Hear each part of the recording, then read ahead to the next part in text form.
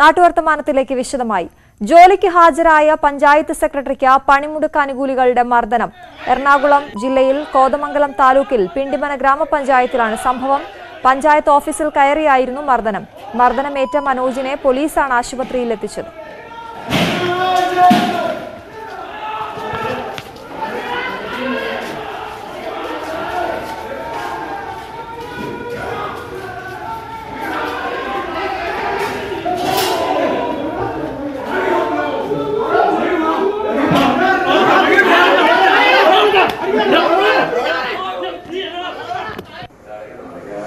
പണിമുടക്ക് ദിനത്തിൽ കണ്ണൂർ ആലക്കോട് ടൗണിൽ തുറന്ന കാനറ ബാങ്ക് സമരാനുകൂലികൾ അടപ്പിച്ചു. രാവിലെ തുറന്ന ബാങ്കിൽ മാനേജർ ഉൾപ്പെടെ 4 ജീവനക്കാർ ജോലിക്കെത്തി. ഇതറിഞ്ഞെത്തിയ സമരാനുകൂലികൾ അടയ്ക്കാൻ ആവശ്യപ്പെടുകയായിരുന്നു. ഓഡിറ്റിംഗിന് ആവശ്യമായ ക്രമീകരണങ്ങൾക്കായാണ് ബാങ്ക് തുറന്നതെന്ന് മാനേജർ പറഞ്ഞെങ്കിലും സമരക്കാർ സമ്മതിച്ചില്ല.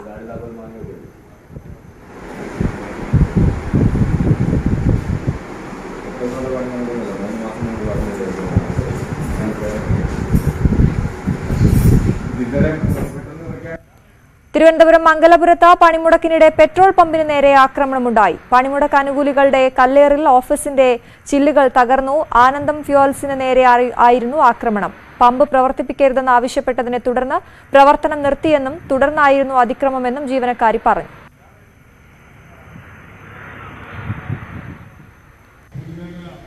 കാസർഗോഡ് ദേശീയപാതയിലടക്കം വാഹനം തടയലും സംഘർഷവും. യാത്രക്കാരുമായി സമരാനുകൂലികൾ വാക്കുതർക്കത്തിലേർപ്പെട്ടു. ചില വാഹനങ്ങളുടെ താക്കോൽ ഊരാൻ സമരാനുകൂലികൾ ശ്രമിച്ചത് സംഘർഷത്തിനിടയാക്കി. പഴയ ബസ് സ്റ്റാൻഡ് പരിസരത്തെ പോസ്റ്റ് ഓഫീസിൽ കയറി പ്രവർത്തനം അവസാനിപ്പിക്കണമെന്ന് സമരാനുകൂലികൾ ആവശ്യപ്പെട്ടു. ചരക്ക് ലോറികൾ ഉൾപ്പെടെ ദേശീയപാതയിൽ തടഞ്ഞു.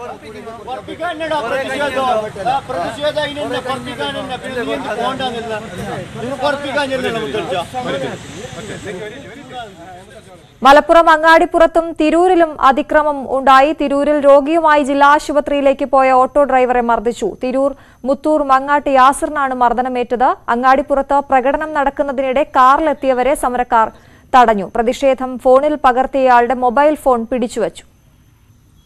ഞാൻ എൻ്റെ സ്നേഹിതൻ എൻ്റെ ഫോണിൽ വിളിച്ചിട്ട് ജില്ലാ ഹോസ്പിറ്റലിലേക്ക് വരണം എന്ന് പറഞ്ഞിട്ട് എൻ്റെ സ്നേഹിതനായിട്ട് വന്നതാണ്.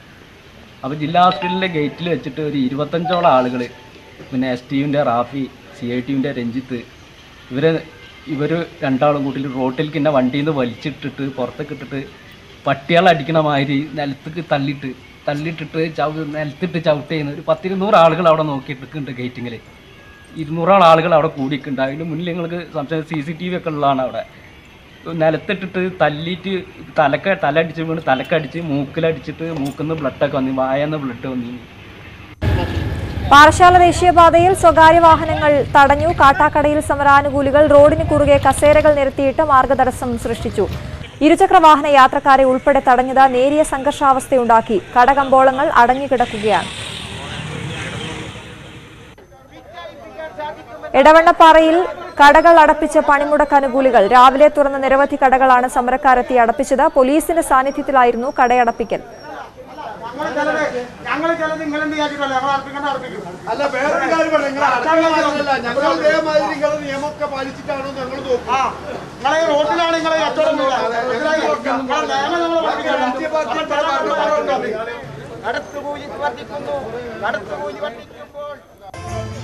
വെഞ്ഞാറമൂട്ടിൽ CPM CPI പ്രവർത്തകർ തമ്മിൽ വാക്കേറ്റം. സംയുക്ത ട്രേഡ് യൂണിയനുകൾ ആഹ്വാനം ചെയ്ത പണിമുടക്കാണെങ്കിലും വെഞ്ഞാറമൂട്ടിൽ CPMഉം CPIയും വെവ്വേറെയാണ് പ്രകടനം നടത്തിയത്. പ്രത്യേകം പന്തൽ കെട്ടിയാണ് CPI പണിമുടക്കിൽ പങ്കെടുത്തത്. CPIയുടെ നേതൃത്വത്തിൽ പ്രകടനം CPM പന്തലിന് സമീപം എത്തിയപ്പോഴായിരുന്നു ഇരുവിഭാഗവും തമ്മിൽ വാക്കേറ്റമുണ്ടായത്. തുടർന്ന് പോലീസ് ഇടപെടുകയായിരുന്നു.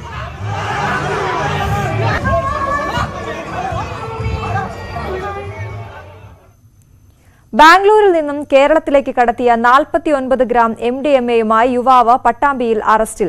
വിപണിയിൽ 8 ലക്ഷം രൂപ വില വരുന്ന മയക്കുമരുന്നാണ് പിടിച്ചത്. പട്ടാമ്പി എക്സൈസ് സംഘം കൊപ്പത്ത് നടത്തിയ പരിശോധനയിലാണ് മയക്കുമരുന്ന് പിടികൂടിയത്. തെക്കുമല സ്വദേശി അഷ്റഫ് അലിയാണ് അറസ്റ്റ് ചെയ്തത്. കൊപ്പം പുലാമന്തോൾ ഭാഗങ്ങളിൽ ചില്ലറ വിൽപ്പന നടത്തുകയായിരുന്നു പ്രതിയുടെ ലക്ഷ്യം. പാലക്കാട് ജില്ലയിൽ ഇതുവരെ പിടികൂടിയതിൽ വെച്ച് ഏറ്റവും വലിയ അളവ് MDMA വേട്ടയാണ് ഇത്.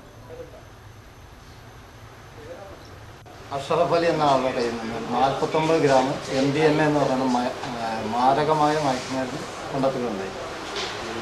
രഹസ്യവിവരം ലഭിച്ചതിൻ്റെ അടിസ്ഥാനത്തിൽ നമ്മളൊരു 4-5 ദിവസമായി ഇയാളെ ഫോളോ ചെയ്തുകൊണ്ട് ഇരിക്കുകയായിരുന്നു.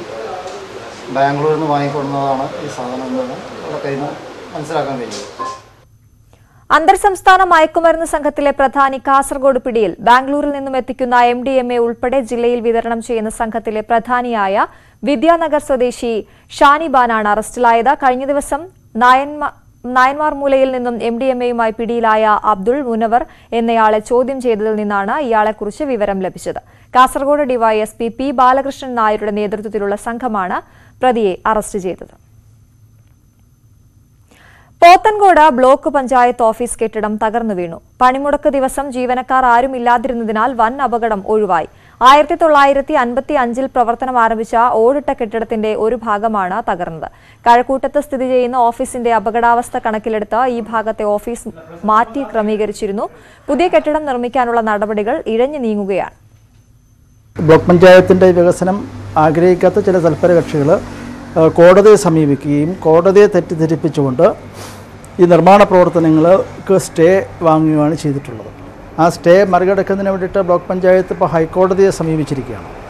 വാസ്തവത്തിൽ ഈ കേസിൽ ബ്ലോക്ക് പഞ്ചായത്തിനെ കക്ഷിയായിട്ട് പോലും ചേർത്തിട്ടില്ല. ഞങ്ങൾക്ക് കക്ഷി ചേർക്കുന്നതിന് വേണ്ടിയിട്ട് ഹൈക്കോടതിയിൽ ഞങ്ങൾ അപ്പീലുമായിട്ട് പോയിട്ടുണ്ടെങ്കിൽ പോലും കേസിൻ്റെ നടപടികൾ ഇപ്പോഴും തുടർന്നു വരികയാണ്. ഒരു അന്തിമമായിട്ടുള്ള ഒരു തീരുമാനത്തിലേക്ക് ഇതുവരെയും എത്താൻ വേണ്ടി കഴിഞ്ഞിട്ടില്ല.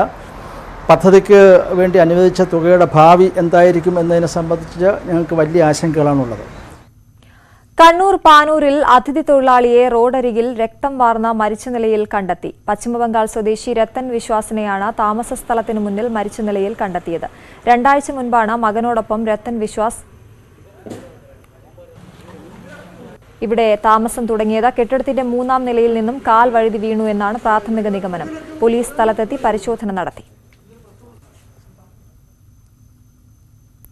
മൂന്നാറിലെ ഹൈഡൽ പാർക്ക് നിർമ്മാണത്തിന് അനുമതി നിഷേധിച്ച റവന്യൂ വകുപ്പിന്റെ നടപടി ഹൈക്കോടതിയിൽ ചോദ്യം ചെയ്യുമെന്ന് society president KV Sasi. NOC നൽകുന്നത് സംബന്ധിച്ചുള്ള നടപടികൾ കോടതി അറിയിക്കാനാണ് ഉത്തരവിലുള്ളത്. എന്നാൽ NOC നിഷേധിച്ച് ഉത്തരവിറങ്ങിയത് എന്തിനാണെന്ന് മനസ്സിലാകുന്നില്ലെന്നും അദ്ദേഹം പറഞ്ഞു. CPM നിയന്ത്രണത്തിലുള്ള സഹകരണ ബാങ്കാണ് പഴയ മൂന്നാറിലെ KSEBയുടെ സ്ഥലത്ത് ഹൈഡൽ പാർക്ക് പണിയുന്നത്. അദ്ദേഹം എടുത്ത തീരുമാനം നിർഭാഗ്യകരമാണ്. അതിന് ഞങ്ങൾ കോടതിയിൽ ചലഞ്ച് ചെയ്യും. 31-നാണ് കോടതി ഇത് സംബന്ധിച്ച് അടുത്ത ഡേറ്റ് കേസ് വീണ്ടും പരിഗണിക്കുന്നത് 31-നാണ്. കോടതിയിൽ ഞങ്ങൾ അദ്ദേഹം ഈ NOC കൊടുക്കാൻ പാടില്ല എന്ന നിലപാടിനെ ഞങ്ങൾ ചലഞ്ച് ചെയ്തിട്ടുണ്ട്. മറ്റു വാർത്തകൾ ഇടവേളയ്ക്ക് ശേഷം.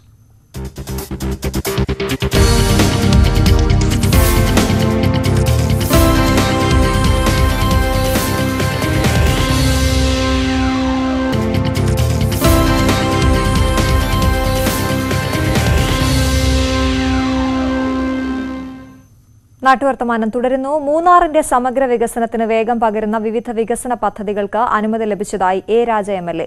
അടിമാലി താലൂക്ക് ആശുപത്രിയുടെ വികസനത്തിന് കിഫ്ബി പദ്ധതിയിൽപ്പെടുത്തി 12.41 കോടി രൂപ അനുവദിച്ചു. Marayur government LP school, Vattayar Kallar government high school എന്നിവയുടെ നവീകരണത്തിനായി 1 കോടി വീതം നൽകും.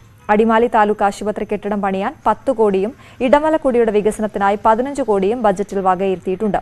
വിവിധ റോഡുകൾക്കും അനുമതി ലഭിച്ചെന്ന് MLA പറഞ്ഞു. ഈ 2022-23 ബഡ്ജറ്റിലെ 20 പ്രവൃത്തികൾക്ക് ബഡ്ജറ്റിലെ പ്രഖ്യാപനം വന്നിട്ടുണ്ട്. അതിൽ ഒരെണ്ണം അടിമാലി താലൂക്ക് ആശുപത്രിക്ക് സ്ഥലം വാങ്ങിക്കുന്നതിനും അതുപോലെ കെട്ടിടം പണിയുന്നതിന് വേണ്ടി 10 കോടി രൂപ സർക്കാർ അനുവദിച്ച് ഭരണാനുമതി ലഭിച്ചിട്ടുണ്ട്. മറ്റൊന്ന് നമ്മുടെ ഈ മണ്ഡലത്തിൽ ലഭിച്ചിട്ടുള്ളത് ഇടമലക്കുടിയിൽ നിലവിൽ നടക്കുന്ന വർക്കുകൾക്ക് പുറമെ സമഗ്ര വികസനത്തിന് വേണ്ടിയിട്ട് 15 കോടി രൂപയാണ് ഈ ബഡ്ജറ്റിൽ പ്രഖ്യാപനം നടത്തിയിട്ടുള്ളത്. കാടിറങ്ങുന്ന വന്യത.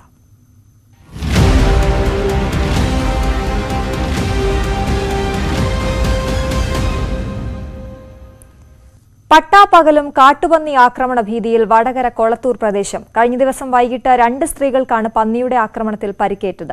പട്ടാപ്പകലും ആക്രമണം പതിവായതോടെ വനംവകുപ്പ് ഇടപെടലുണ്ടാകണമെന്നാണ് നാട്ടുകാരുടെ ആവശ്യം. കാട്ടുപന്നി ആക്രമണത്തിൽ കൊളത്തൂർ പുത്തൻപുരയിൽ സുമ, മാണിയോത്ത് നാരായണി എന്നിവർക്കാണ് പരിക്കേറ്റത്. സുമയെ കുത്തിവീഴ്ത്തിയ ശേഷം നാരായണിയെ ഓടിക്കുകയായിരുന്നു. വീണ് പരിക്കേറ്റ നാരായണിയും കോഴിക്കോട് മെഡിക്കൽ കോളേജ് ആശുപത്രിയിൽ ചികിത്സ തേടിയിരുന്നു. വല്യാപ്പള്ളി വലിയ മലയിൽ നിന്നിറങ്ങിയ കാട്ടുപന്നിയാണ് ആക്രമിച്ചത്. കൈ കൊണ്ട് ഇങ്ങനെ കൊമ്പിൻ്റെ ചെവി ഇങ്ങനെ പിടിച്ചിട്ട് ഉന്തുമ്പോൾ എന്നെ തട്ടിത്തെറിപ്പിച്ച് അപ്പുറത്തേക്ക് വീണ് ഞാൻ. ആടുന്ന് എണീറ്റ് നോക്കുമ്പോഴേക്ക് നാരായണീച്ചിനെ തട്ടി മറിഞ്ഞ് വീണ് അവരെ ചവിട്ടിയിട്ട് അങ്ങ് ഓടിപ്പോയതാണ് കണ്ടത്. ഈ ആക്രമണത്തിന് മുൻപ് പന്നി ഒരു സ്കൂട്ടറിലും തട്ടിയിരുന്നു.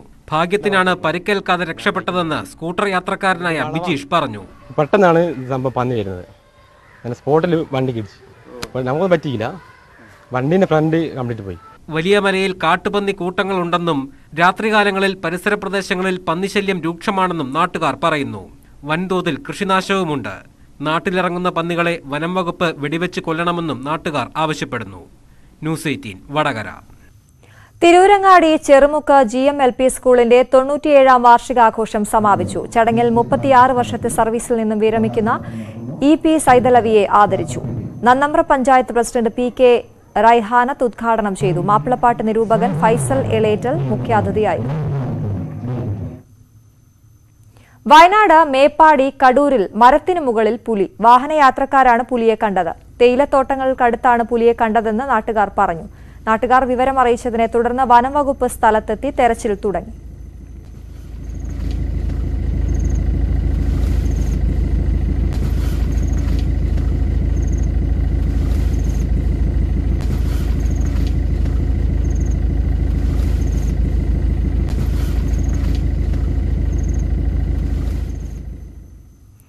നടൻ മോഹൻലാലിന്റെ ഊട്ടിയിലുള്ള ബംഗ്ലാവിന് സമീപത്തെ വീട്ടിൽ പുലി കയറി. ഇന്നലെ പുലർച്ചെയാണ് സംഭവം. മുൻപും ഈ മേഖലയിൽ പുലി ഇറങ്ങിയിരുന്നു.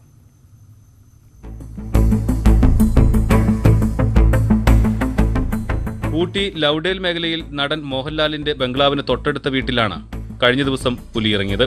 വീടിന്റെ കാർപോർച്ചിലും മറ്റും പുലി ഏറെ നേരം തമ്പടിച്ചു. മുൻപും ഇതേ വീട്ടിൽ പുലി കയറിയിരുന്നു. ഇവിടുത്തെ വളർത്തുനായയെ അന്ന് പുലി പിടിച്ചിരുന്നതായി പ്രദേശവാസികൾ പറയുന്നു.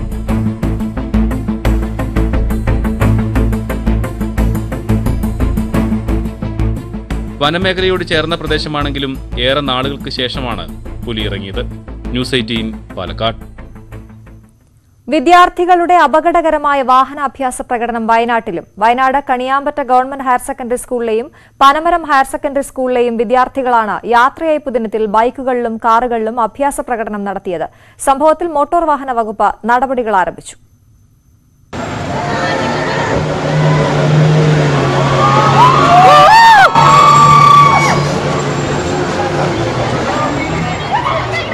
യാത്രയയപ്പ് ദിനത്തിലാണ് വിദ്യാർത്ഥികൾ സ്കൂൾ കോമ്പൗണ്ടിൽ കാറുകളും ബൈക്കുകളുമായി അഭ്യാസ പ്രകടനങ്ങൾ നടത്തിയത്.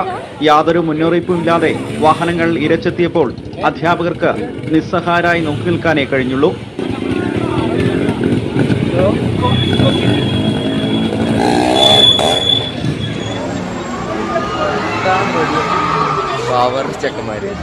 അമിത വേഗതയിലും അപകടമുണ്ടാക്കുന്ന തരത്തിലുമായിരുന്നു വിദ്യാർത്ഥികൾ വാഹനം ഓടിച്ചത്. വാഹനത്തിൽ കയറാവുന്നതിലധികം പേരെ കുത്തിനിറച്ചും പൊടി പറത്തിയും വിദ്യാർത്ഥികൾ പോകുന്നതിന്റെ ദൃശ്യങ്ങൾ വിദ്യാർത്ഥികൾ തന്നെയാണ് സാമൂഹ്യ മാധ്യമങ്ങളിൽ പങ്കുവച്ചത്. മോട്ടോർ വാഹന വകുപ്പ് ഉദ്യോഗസ്ഥർ സ്കൂളിലെത്തി CCTV ക്യാമറകളും സമൂഹ മാധ്യമങ്ങളിൽ പ്രചരിപ്പിച്ച വീഡിയോകളും പരിശോധിച്ചു. അപകടകരമായി വാഹനമോടിച്ച വിദ്യാർത്ഥികളുടെ ലൈസൻസ് റദ്ദാക്കുമെന്ന് മോട്ടോർ വാഹന വകുപ്പ് അറിയിച്ചിട്ടുണ്ട്. ഈ കുട്ടികളുടെ തുടക്കത്തിൽ തന്നെ ഇത്തരം അഭ്യാസങ്ങൾ കുഴപ്പമില്ല എന്നൊരു ധാരണ വരികയാണെങ്കിൽ അവർ റോഡിലും ഇതേ അഭ്യാസം കാണിക്കും. അതുകൊണ്ട് തന്നെ ഇത് മുളയിലേ നുള്ളേണ്ടത് ആവശ്യമാണ്. അതുകൊണ്ട് ഇത്തരം സന്ദർഭങ്ങൾ എവിടെ ഉണ്ടായാലും ശക്തമായ നടപടി ഉണ്ടാകും. ഡ്രൈവിംഗ് ലൈസൻസ് സസ്പെൻഡ് ചെയ്യുകയും ഹെവി ഫൈൻ ഇമ്പോസ് ചെയ്യുകയും ചെയ്യുന്ന ഒരു നടപടിയിലേക്ക് വരും. നേരത്തെ കോഴിക്കോട് മലബാർ ക്രിസ്ത്യൻ കോളേജ് ഗ്രൗണ്ടിൽ വാഹനങ്ങളുമായി അഭ്യാസ പ്രകടനം നടത്തിയ സ്കൂൾ വിദ്യാർത്ഥികൾക്കെതിരെ മോട്ടോർ വാഹന വകുപ്പ് കേസെടുത്തിരുന്നു. ന്യൂസ് 18 വയനാട്. വേനൽ കടുത്തു.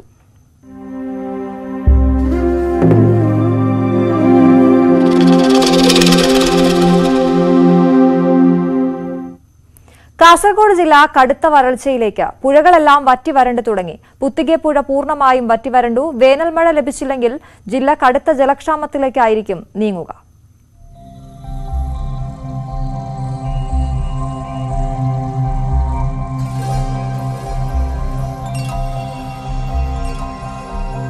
ഈ കാണുന്നത് മൺപാതയോ മൈതാനമോ അല്ല, ഒരു പുഴയാണ്.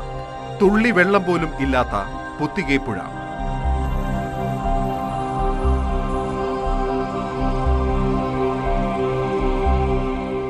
കേരളത്തിന്റെ വടക്കേ അറ്റത്താണ്. വേനൽ തുടങ്ങിയപ്പോഴേ നിലച്ചു നീരൊഴുക്ക്. തീരമെല്ലാം കൃഷിയിടങ്ങളാണ്. ജനങ്ങളുടെ ജീവനാശ്രയവും കൃഷി തന്നെ. വറ്റിവരണ്ട ഈ പുഴയിൽ പലയിടത്തും ആഴത്തിൽ കുഴി കുഴിച്ച മോട്ടോർ ഉപയോഗിച്ച് വെള്ളമെടുത്താണ് ഇപ്പോൾ ഇവരൊക്കെ ജീവിക്കുന്നത്.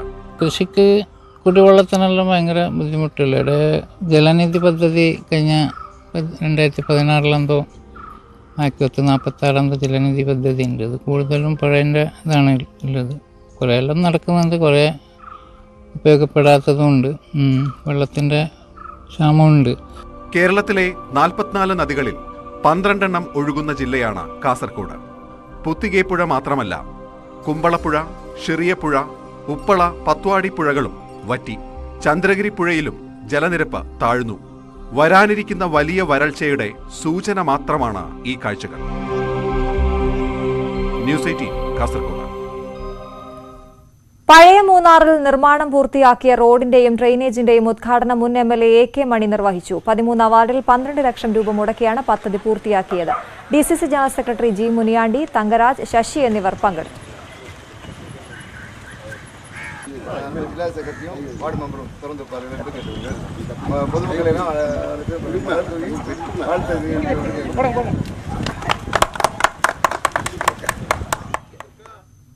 തിരുവമ്പാടി പുന്നക്കലിൽ കാർ പുഴയിലേക്ക് മറിഞ്ഞു. ഇന്ന് രാവിലെയായിരുന്നു അപകടം. തിരുവമ്പാടി ഭാഗത്തു നിന്നും പുന്നക്കൽ ഭാഗത്തേക്ക് പോവുകയായിരുന്ന കാറാണ് അപകടത്തിൽപ്പെട്ടത്. പാലത്തിൽ നിന്നും പുഴയിലേക്ക് വീഴുകയായിരുന്നു. കൊടുവള്ളി സ്വദേശികളായ 4 പേരാണ് കാറിലുണ്ടായിരുന്നത്. നിസ്സാര പരിക്കേറ്റ് ഇവരെ തിരുവമ്പാടി സ്വകാര്യ ആശുപത്രിയിൽ പ്രവേശിപ്പിച്ചു. വഴിക്കടവ് പാലത്തിന് കൈവരികളില്ലാത്തതാണ് അപകടത്തിന് കാരണം.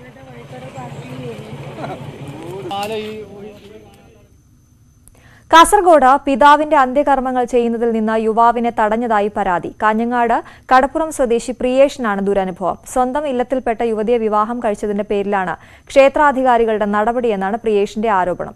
എന്നാൽ സമുദായ തീരുമാനപ്രകാരമാണ് പ്രിയേഷിനെ മാറ്റി നിർത്തിയതെന്നാണ് ക്ഷേത്ര ഭാരവാഹികളുടെ വിശദീകരണം. അജാനൂർ ശ്രീകൂറുമ്പ ഭഗവതി ക്ഷേത്ര സ്ഥാനികൻ ബാലൻ കൂട്ടായിക്കാരന്റെ മരണാനന്തര ചടങ്ങുകളിൽ നിന്നാണ് മകൻ പ്രിയേഷിനെ മാറ്റി നിർത്തിയത്. തറവാട്ടുവളപ്പിൽ നടന്ന സംസ്കാര ചടങ്ങിൽ പ്രിയേഷിന് പകരം ബാലന്റെ സഹോദരപുത്രനാണ് ചടങ്ങുകൾ നിർവഹിച്ചത്. സ്വന്തം ഇല്ലത്തിൽപ്പെട്ട യുവതിയെ വിവാഹം കഴിച്ചതിന്റെ പേരിലാണ് ക്ഷേത്രാധികാരികളുടെ നടപടിയെന്ന് പ്രിയേഷ്. എനിക്കൊരു ചടങ്ങിലും പങ്കെടുക്കാൻ പറ്റില്ല. കാരണം എന്ന് വെച്ചാൽ ഞാൻ ഒരേ ഇല്ലത്തിൽ കല്യാണം കഴിച്ചത്, അത് പ്രണയിച്ച് കല്യാണം കഴിച്ചതുകൊണ്ട്, അതായത് ഒരു ഇല്ലത്തിൽ കല്യാണം കഴിച്ചു വന്ന പേരിലാണ് എനിക്ക് വിലക്കുണ്ടായത്. അന്ന് ഞാൻ അതായത് ബോഡി കാണാൻ വന്ന സമയത്ത് അത് കുറച്ച് നേരം ഒരു മിനിറ്റ് പോലും എന്നെ അവിടെ നിർത്തിച്ചിട്ടില്ല, തൊടാൻ പോലും വിട്ടിട്ടില്ല. എന്നെ അവിടെ നിന്ന് പോയിക്കോ എന്ന് പറഞ്ഞ് എന്നെ മാറ്റി നിർത്തി. ഇപ്പം നിരവധി ആൾക്കാരുണ്ട്, ഇതേ ഭ്രഷ്ട് കൽപ്പിച്ച കുറേ ആൾക്കാരുണ്ട്. അതായത് ആരും ഇങ്ങനെ മുന്നിട്ട് ഇറങ്ങിയിട്ടില്ല എന്നേ ഉള്ളൂ. സമുദായാധികാരികളിൽ നിന്നും മകൻ നേരിടേണ്ടി വന്നത് മോശം അനുഭവമാണെന്ന് പ്രിയേഷിന്റെ കുടുംബം പറയുന്നു. എന്നാൽ ഇക്കാര്യത്തിൽ വ്യക്തിപരമായ തീരുമാനം ഉണ്ടായിട്ടില്ലെന്നാണ് ക്ഷേത്രമധികാരികളുടെ വാദം. വർഷങ്ങളായുള്ള ആചാരത്തിന്റെ ഭാഗമായാണ് പ്രിയേഷിനെ മാറ്റി നിർത്തിയതെന്ന് ക്ഷേത്രം സ്ഥാനികൻ പറയുന്നു. ഞങ്ങൾ നിയമത്തിൽ ഞാൻ പറഞ്ഞ 61 വയസ്സായിരിക്കുന്നുണ്ട്. അതിന് മുമ്പേ ഒരു തീരുമാനമാണ്. വേറെ ഒരു തീരുമാനം മുമ്പ് പിന്നെ അവരെ കുടുംബത്തിന് തന്നെ ഒരു മാറ്റി നിർത്തലുണ്ട്. ഇപ്പം അത് മാറ്റിക്കൊണ്ട് ആ ചെക്കനും പെണ്ണിനും മാത്രമേ ഇല്ല. അങ്ങനെ ഇല്ലത്തിൽ കഴിച്ചവർ അനവധി, ഒരു പെരലെണ്ണാൻ കഴിഞ്ഞ 5-8 എണ്ണം ഉണ്ട്, മരിച്ചിട്ടുണ്ട്, നന്നാക്കിയിട്ടുണ്ട്. ഒരു പ്രശ്നം ദൈവസഹായം ഇതുവരെ ഉണ്ടായിട്ടില്ല. സംഭവത്തിൽ പ്രിയേഷ് കാഞ്ഞങ്ങാട് പോലീസിൽ പരാതി നൽകി. ന്യൂസ് 18 കാസർഗോഡ്. ഡിവൈഎഫ്ഐ സംസ്ഥാന സമ്മേളന ഫണ്ട് സമാഹരണത്തിന്റെ ഭാഗമായി CPM Pathanamthitta north local committee biryani challenge സംഘടിപ്പിച്ചു. ഒരു ദിവസം കൊണ്ട് 1000-ലേറെ ബിരിയാണി വിൽപ്പന നടത്തി 1,00,000 ലക്ഷത്തോളം രൂപയാണ് പ്രവർത്തകർ സമാഹരിച്ചത്. ഫണ്ട് സംഘാടക സമിതിക്ക് കൈമാറും. വരും ദിവസങ്ങളിൽ കൂടുതൽ സ്ഥലങ്ങളിൽ ബിരിയാണി ചലഞ്ച് സംഘടിപ്പിക്കാനാണ് പ്രവർത്തകരുടെ തീരുമാനം. മിനിയേച്ചർ രൂപങ്ങൾ നിർമ്മിച്ച് ശ്രദ്ധ നേടുകയാണ് വടകര കൂട്ടങ്ങാരത്തെ അഷ്റഫ്. വീട്ടുപകരണങ്ങളുടെയും ഫർണിച്ചറുകളുടെയും മിനിയേച്ചർ രൂപങ്ങളാണ് അഷ്റഫ് നിർമ്മിക്കുന്നത്. 1000-ലേറെ മിനിയേച്ചർ രൂപങ്ങൾ ഇതിനോടകം നിർമ്മിച്ചു. പോളിഷ് തൊഴിലാളിയാണ് വളപ്പിൽ അഷ്റഫ്. ഒഴിവു ദിവസങ്ങളിൽ മിനിയേച്ചർ രൂപങ്ങൾ നിർമ്മിക്കുന്ന കലയിൽ ലയിച്ചിരിക്കും. ഭാവനയുടെ ഇഴചേർത്ത് നിർമ്മിച്ച രൂപങ്ങളുടെ എണ്ണം എത്രയെന്ന് അദ്ദേഹത്തിന് തന്നെ അറിയില്ല. നിതാന്തമായ ഒരു സബരിയാണ് അഷ്റഫിന് ഈ കല. വരുമാനമൊന്നും ലഭിച്ചില്ലെങ്കിലും സംതൃപ്തനാണ്. സോഫയും അലമാരയും കസേരയും കട്ടിലുമൊക്കെയായി വീടിനകത്തുള്ളവയൊക്കെ ചെറു രൂപങ്ങളാക്കി മാറ്റി. മരത്തിന് പുറമെ ചിരട്ടയും ഉപയോഗിച്ചിട്ടുണ്ട്. തേക്കിൻ്റെ കഷ്ണങ്ങൾ, വീട്ടിൻ്റെ കഷ്ണങ്ങൾ അതെല്ലാം ഓരോ രൂപങ്ങളാക്കി എടുക്കും. അപ്പോൾ ചിലവരെല്ലാം ചോദിക്കും, അതിനെന്ത് ഭാഗം കണ്ടിട്ടുണ്ടാവും എന്ന് പറയും. ഒരു ചില ആൾക്കാരിൽ ഇതിന് എതിർപ്പുണ്ടായിരുന്നു, എന്നാ വല്ലാണ്ട് ഇൻസൾട്ടാക്കിയ ആളിലുണ്ടായിരുന്നു. അതിൽ ഇതുണ്ടാക്കി കൊണ്ടുപോയിട്ട് മറുപടി കൊടുക്കും ഞാൻ. നിർമ്മാണം തുടങ്ങിയാൽ മണിക്കൂറുകളോളം അതിൽ തന്നെയാവും. ഭക്ഷണം പോലും നിർമ്മാണം പൂർത്തിയാക്കിയാൽ മാത്രം. അത്രയ്ക്കുണ്ട് കലയോടുള്ള ആത്മസമർപ്പണം. അങ്ങനെ നിർമ്മിച്ച രൂപങ്ങൾ ഇഷ്ടപ്പെട്ടവർക്ക് സമ്മാനമായി നൽകും. മയ്യന്നൂരിലെ വാടക വീട്ടിലാണ് ജീവിതം. ഭാര്യയും 3 മക്കളും അടങ്ങുന്നതാണ് കുടുംബം. ആരോഗ്യ പ്രശ്നമുള്ളതുകൊണ്ട് തൊഴിലിന് പോകാൻ പ്രയാസമുണ്ട്. എങ്കിലും മിനിയേച്ചർ രൂപം ഉണ്ടാക്കുന്നതിൽ അഷ്റഫിന് വിശ്രമമില്ല. ന്യൂസ് 18 വടകര. അറിവിന്റെ ലോകത്ത് പ്രായവും ബന്ധവും തടസ്സമല്ലെന്ന് തെളിയിച്ചിരിക്കുകയാണ് ഇടുക്കി പാമ്പാടുംപാറയിലെ ഒരു കുടുംബം. 3 തലമുറയിൽപ്പെട്ട കുടുംബാംഗങ്ങൾ ഒരുമിച്ചാണ് മലയാളത്തിന്റെ മധുരം നുകർന്നത്. പട്ന ലിഖ്ന സാക്ഷരതാ പദ്ധതിയിലൂടെ മലയാളം പഠിച്ച മൂവരും പരീക്ഷ എഴുതിയതും ഒരുമിച്ചാണ്. 62 വയസ്സുകാരിയാണ് പാമ്പാടുംപാറ പുതുക്കാട് സ്വദേശിനി പവനത്തായി. തോട്ടം തൊഴിലാളിയായ ഇവർ പതിറ്റാണ്ടുകളായി പാമ്പാടുംപാറയിലാണ് താമസം. ജോലിയും ജീവിതവും കേരളത്തിലാണെങ്കിലും തമിഴ് വംശജരായ ഇവർക്ക് മലയാളത്തിൽ പ്രാഥമിക പരിജ്ഞാനം ഉണ്ടായിരുന്നില്ല.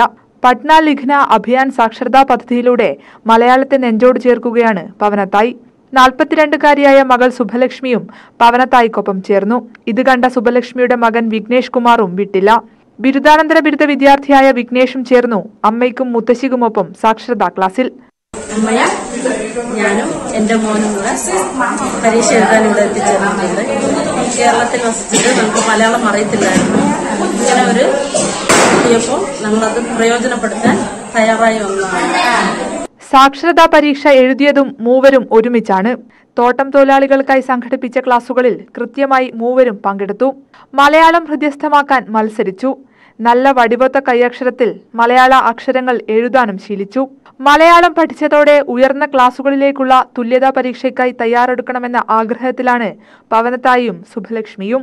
ഇവർക്ക് എല്ലാവിധ പിന്തുണയുമായി വിഘ്നേഷ് കുമാറും ഒപ്പമുണ്ട്. ന്യൂസ് 18 നെടുങ്കണ്ടം. നാട്ടുവർത്തമാനം പൂർണ്ണമാകുന്നു. നമസ്കാരം.